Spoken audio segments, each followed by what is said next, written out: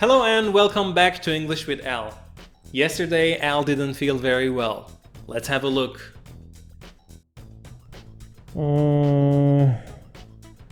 I have a headache, and a toothache, and a backache, and a stomachache, and an earache.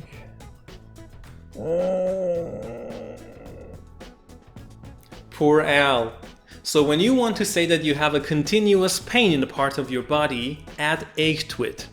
We often use ache with the following parts of the body: head, ear, tooth, neck, back, stomach, belly, and tummy.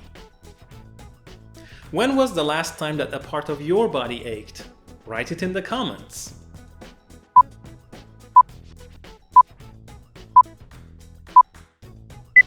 And a toothache, and an earache.